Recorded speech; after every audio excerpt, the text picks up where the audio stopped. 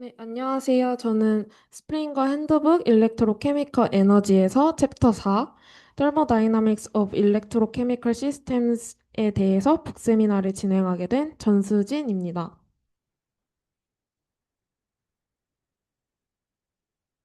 발표 목차는 다음 슬라이드를 참고해 주시면 감사하겠습니다. 오늘 발표에서는 전기화학 시스템을 비평형 연력학, 즉 non-equilibrium thermodynamics의 관점에서 어떻게 해석하는지 설명드리려고 합니다. 저희가 다루는 전기화학 시스템은 항상 전류가 흐르고 물질이 이동하고 또 화학 반응이 일어나는 계속 변화하는 시스템입니다. 즉, 이 시스템은 평형 상태가 아니라 비평형 상태에 있는데요. 걔 내부에는 항상 농도 구배, 전위 구배, 그리고 온도 구배와 같은 구동력, 드라이빙 포스가 존재하게 됩니다. 이 구배들이 바로 물질 이동을 만들고 전류를 흐르게 하고 또 반응 속도를 결정하게 됩니다. 그래서 우리는 단순히 최종적으로 어떤 평형 상태에 도달하는가를 보는 것이 아니라 시스템이 평형 상태로 가는 그 과정에서 어떠한 에너지 손실이 발생하게 되고 그 손실이 어디서 생기는지 그것을 이해해야 합니다. 이 질문에 대해서 답을 주는 이론이 바로 비평형 연력학입니다. 먼저 첫 번째 파트에서는 이러한 우리가 어떤 가정을 쓰면서 이야기를 진행할지에 대해서 설명을 해주는데요. 평형 연력학은 시가, 시간이 충분히 지나서 이제 더 이상 변화가 없는 상태를 다룹니다. 하지만 배터리, 연료전지, 전기분해 셀은 항상 전류가 흐르고 있고 항상 반응이 일어나고 있습니다. 따라서 변화 중인 과정을 설명하는 이론이 필요한데요. 이것이 바로 비평형 연력학입니다. 비평형 상태에서 일어나는 모든 비가역 과정은 반드시 엔트로피 생성을 동반합니다. 예를 들면 저항 때문에 발생하는 열과 농도 분극으로 인한 전압 손실, 과전압 이러한 것이 이제 연력학적으로는 엔트로피 생성을 의미합니다. 이 개념을 수학적으로 표현을 하면 첫 번째 엔트로피 생성률 이 식처럼 나타낼 수 있는데요. 여기서 J는 이제 물질의 흐름이나 뭐 전류의 흐름, 열과 흐름, 열의 흐름 이런 플럭스를 의미하고 X는 농도 구배, 온도 구배와 같은 구동력을 의미합니다. 즉 흐름과 그 흐름을 만드는 힘의 곱으로 나타낸 것이 엔트로피 생성입니다. 평형에 가까운 조건에서는 그 이 아래에 있는 식을 쓰는데요. 이 관계를 온사거 릴레이션이라고 합니다. 이 식의 의미는 아주 중요한데요. 이제 하나의 플럭스는 하나의 구동력에만 의존하는 것이 아니고 이제 여러 구동력의 선형 결합으로 나타납니다. 즉 물질의 이동, 전하의 이동, 열의 이동은 서로 독립적인 것이 아니라 서로 연력학적으로 연결되어 있다는 것을 의미합니다. 더 나아가서 온사건은 이 뒤에 있는 이 수식에 대해서도 대칭성을 보였는데요. 이를 온사거 상반 법칙이라고 합니다. 하지만 모든 항이 존재하는 것은 아닙니다. 이제 퀴리 원리에 따르게 되면 벡터는 벡터와만, 그걸 스칼라는 스칼라와만 선형 결합을 할 수 있고 대칭성이 맞지 않게 된다면 그 개수는 0으로 나타나게 됩니다. 여기서 또 가장 중요한 가정 중 하나가 로컬 이퀄빌리움인데요. 전체 시스템은 비평형이지만 아주 작은 부피 요소에서는 평형 연력학이 성립한다라고 가정을 합니다. 이것이 로컬 이퀄빌리엄 가정인데 이 가정을 통해서 온도와 압력 그리고 화학 포텐셜과 같은 평형 개념을 그대로 사용할 수 있습니다. 피규어 4.1에서는 이러한 에너지 관계를 시각적으로 보여주고 있습니다. 반응에서 방출되는 전체 에너지 중에서 실제로 전기적 일로 전환될 수 있는 부분은 델타 G로 나타나고 있고 나머지 T 델타 S는 열로 소산되게 됩니다. 또한 실제 전지에서는 자유에너지 전부가 이상적인 전압으로 나타나는 것이 아니고 과전압이랑 또 저항 손실과 같은 비가역 손실로 일부가 소모가 됩니다. 여기서 말하는 비가역 손실이란 이상적으로 회수할 수 있었을 에너지가 실제 과정에서는 이제 열과 같은 형태로 솟아되기 때문에 완전히 되돌릴 수 없게 되는 그러한 손실을 의미합니다. 예를 들면은 전류가 흐를 때 저항에 의해서 발생하는 열, 아니면 뭐 반응을 진행시키기 위해서 필요한 과전압, 이러한 모든 추가적인 에너지 소모를 의미하게 됩니다. 이 에너지는 다시 전기적 일로 완전히 해소할 수 없기 때문에 이를 비가역 손실이라고 하고 연력학적으로 이것이 엔트로피 생성으로 표현되게 됩니다. 이 국부적 개념을 이제 전체 셀로 확장을 해서 보면 등온 등압 조건에서 최대 전기적 1은 첫 번째 식과 같이 표현이 됩니다. 여기서 이는 가역 전압인데요. 먼저 가역 전압 조건에서 살펴보게 되면 전류가 0일 때 열 교환은 존재하지 않지만 엔트로피 생성은 열 교환은 존재를 하지만 엔트로피 생성은 없습니다. 하지만 실제 셀에서는 항상 전류가 흐르고 있는데 이 경우 이제 비가역적 공정이 발생하면서 추가적인 열이 생성되게 됩니다. 본 교재에서는 대표적으로 두 가지 원인을 말하고 있는데요. 가장 먼저 줄 힛으로 이제 전류가 저항을 통과하게 되면서 전압 강화가 발생하게 되고 이때 발생하는 열을 나타나게 됩니다. 두 번째는 오버 포텐셜 과전압인데요. 이는 챕터 2에서도 설명드렸듯이 반응을 일으키기 위해서 필요한 그 평형 전압보다 더 큰 전압을 의미합니다. 이는 대부분 이는 대부분 열로 방출이 되게 됩니다. 즉, 이론적으로는 델타 G만큼 이를 얻을 수는 있지만 실제로는 그보다 적은 전압만을 얻을 수 있습니다. 정상 상태에서는 내부 변수는 일정하지만 엔트로피는 계속 생성이 되는데요. 내부에서 생성되는 이 엔트로피는 내부에 축적이 될 수가 없고 반드시 주변으로 흘러나가야 합니다. 따라서 총 엔트로피 생성은 외부로 나간 순 엔트로피 흐름과 같다라는 관계식이 성립되게 됩니다. 비평형 연력학에서는 이제 각 위치에서의 그 국부적 엔트로피 생성률을 정의하고 이거를 전체적인 그 셀에 대해 적분을 함으로써 아래 적혀 있는 식과 같이 전체 값을 구하게 됩니다. 즉, 셀 내부의 모든 위치에서 발생하는 비가역성을 공간적으로 적분한 값이 이제 전체 엔트로피 생성률입니다. 국부적인 그 수송 방정식을 통해서 각 지점에서의 플럭스와 폴스를 계산할 수 있고 이제 그 결과로 얻어지는 엔트로피 생성률을 적분하게 되면 전체 셀의 손실과 연결이 되는데요. 이 전체 엔트로피 생성률이 곧 엑설지 로스로 연결되게 됩니다.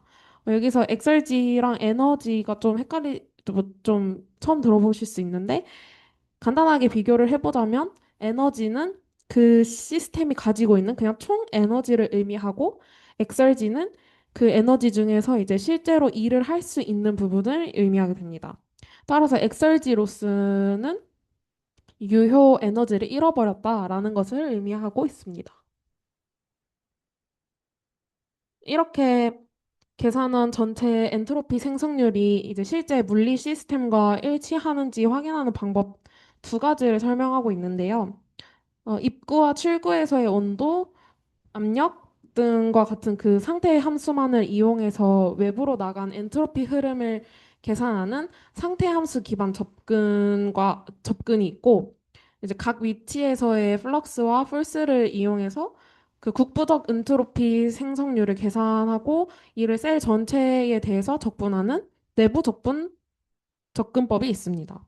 이 두 값의 계산이 일치한다면 비평형 연력학 모델이 전체 연력학과 일관성을 가진다라는 그 증거가 됩니다. 정리하자면 국부적 엔트로피 생성에서 출발을 해서 이제 전체 셀의 에너지 손실과 연결을 함으로써 전기화학 시스템을 비평형 연력학의 틀 안에서 통합적으로 이해할 수 있음을 보여주고 있습니다. 이제 비평형 연력학 이론을 실제 셀에 적용을 해보게 되면 이 책에서는 포메이션 셀과 컨센트레이션 셀 두 가지를 설명하고 있는데요. 여기서 포메이션 셀은 이온이랑 실제 물질의 생성이 있는 경우를 의미하고 컨센트레이션 셀은 이온 이동만 있는 경우를 의미하게 됩니다.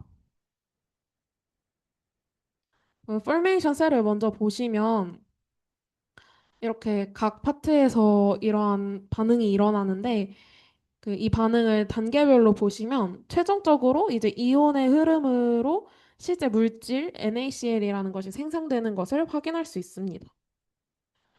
반면 컨센트레이션 셀은 이제 양쪽 전극이 같은 이온의 가역적인 조건으로 전류는 흐르지만 들어오는 이온수와 나가는 이온수가 같기 때문에 전체적으로 NaCl과 같은 염이 생성되거나 사라지지는 않습니다. 즉, 전지 전체의 그 염 농도는 변하지 않습니다. 이렇게 전기화학 셀을 설계할 때 가장 먼저 마주하게 되는 차이가 균일성인데요.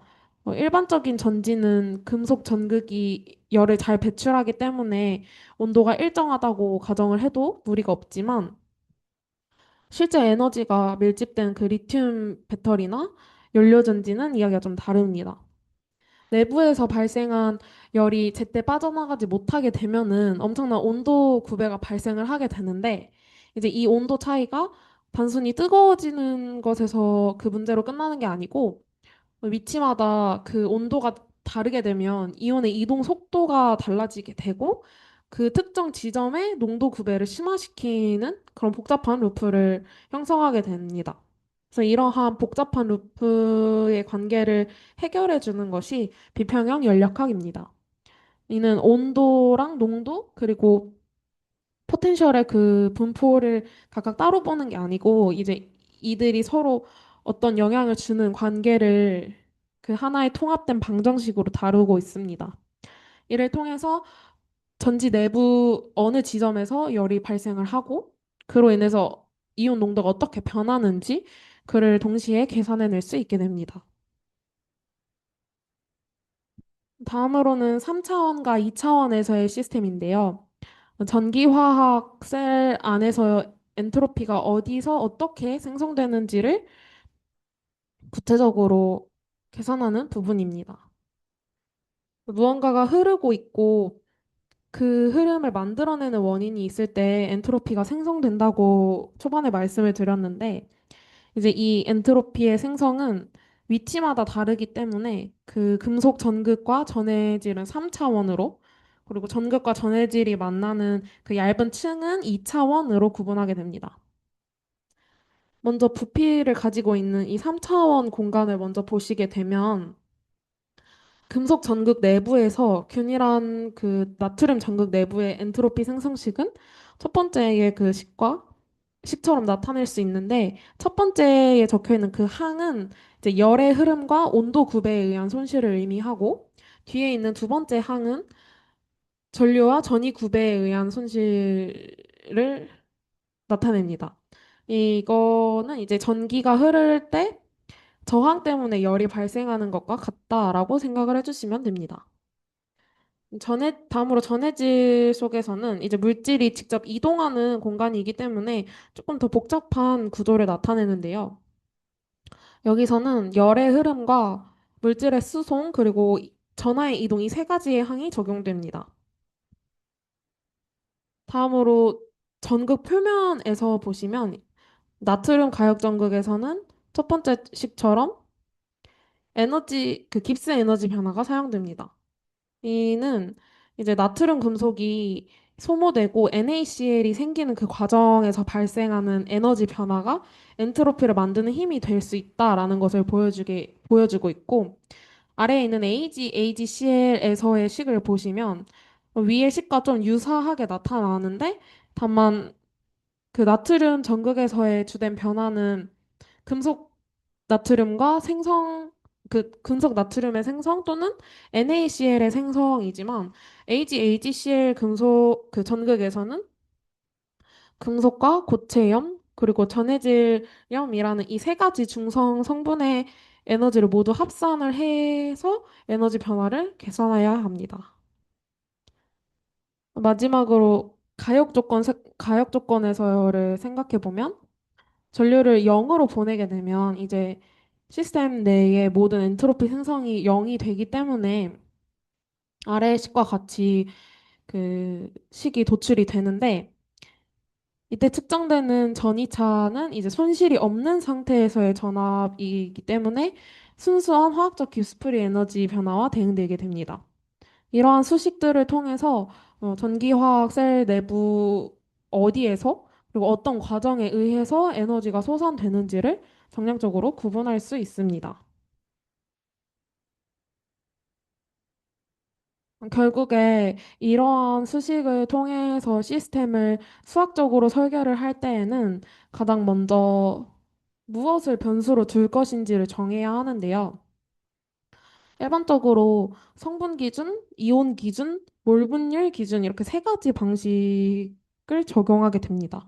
근데 이것 중에 이제 어떤 방식을 써도 최종 수학적 결과는 같게 되지만 공학적으로 봤을 때 측정하기 쉬운 그 조작적 변수를 선택하는 것이 가장 효율적입니다. 어, 여기서 출발점은 질량 보존인데요. 이제 전해질에서의 NaCl 농도와 플럭스를 두면 기본 연속 방정식이 첫 번째 식과 같이 나타나게 되고 전해질 전체로 적분을 하게 되면 전체 축적 변화는 양 끝에 있는 플럭스의 차이와 같아지게 됩니다. 여기서 컨센트레이션 셀은 아까 말씀드렸듯이 그 전체 NaCl이 생성되지 않기 때문에 축적 변화가 0이 되고 포메이션 셀은 전류가 흐르면서 전극 반응이 일어나기 때문에 전해질 내 염의 축적이 실제로 변할 수 있어서 이제 그 변화가 F분의 J로 연결된다고 말합니다. 이후에는 이제 변수 선택이 갈리게 되는데요. 여기서는 이온 변수와 조작적 변수 두 가지를 이야기하고 있습니다. 먼저 이온 변수는 Na 플러스와 Cl 마이너스를 직접 쓰고 이제 힘은 전기화학 포텐셜 구배로 두게 됩니다. 다른 하나인 조작적 변수에서는 실험에서 다루기 쉬운 중성염 플러스 NaCl과 전류를 독립 변수로 두고 계산을 하게 되는데요. 여기서의 핵심은 어떠한 변수를 쓰던 간에 엔트로피 생성은 같아야 한다는 것입니다. 다음은 비평형 연력학을 이용해 전지 전이를 해석하는 부분입니다. 이 파트에서 가장 중요한 특징은 조작적으로 정의된 변수를 사용한다는 점인데요. 보통 전지 내부를 설명할 때에 이온 농도, 활동도 같은 그 이론적인 개념부터 떠올리게 됩니다. 하지만 실제 실험실에서 저희가 직접 다루는 것은 저울로 된 NaCl의 양이라던가 전압계에 표시되어 있는 그 숫자들입니다. 즉, 실험적으로 직접 제어를 하고 측정을 할 수 있는 변수들을 사용하여 수식을 전개한다는 것입니다. 그 전지전이를 생각해 보면 그 전지전이는 단순히 전압 숫자를 의미하는 게 아니라 그 시스템이 가진 화학적 자유 에너지가 얼마나 전기적 일로 변환될 수 있는지를 나타내는 척도입니다. 즉, 그 화학 포텐셜 차이가 전기 에너지로 변환된 그 결과가 전지전이라고 할 수 있습니다. 전해질의 농도가 위치마다 다른 그 비균질 시스템을 보게 되면 위치에 따라서 자유 에너지가 달라지고 이 자유 에너지 차이가 전위를 만들게 되는데 여기서 전지 그 전체 전위는 전지를 가로지르면서 생기는 모든 전위의 도약의 합으로 나타나기 때문에 첫 번째 식과 같이 나타낼 수 있습니다. 계면에서의 전위 도약을 보시면 계면 전위는 반응 깁스 에너지로부터 정의가 되기 때문에 이는 반응 전후의 중성 성분들의 화학 포텐셜 차이로 표현이 되고 두 번째 식과 같이 나타낼 수 있습니다. 전해질 내부에서도 이온 이동 때문에 전위 구배가 생기게 되는데요. 이때 중요한 조건은 양이온과 음이온이 전류를 나눠서 운반을 하지만 그 합은 항상 1이라는 것입니다. 이 항들의 개념을 도합해서 보면 네르스트식의 첫 번째 그 재해석에 써 있는 그 첫 번째 식 같이 나타낼 수 있는데 이 식은 이제 전지 전압이 결국에 화학 포텐셜의 조합으로 결정된다는 것을 보여줍니다. 여기에서 이 두 번째 아래 두 번째 식을 사용해서 전체적으로 정리를 해 보면은 우리가 그 평소에 알고 있던 그 네레스트 식이 되는데 이는 단순한 평형 공식이 아니고 전극과 전해질에서 발생하는 이 모든 전이 도약을 합친 결과라는 것이 이 셀 포텐셜 파트에서 전하는 핵심 메시지입니다.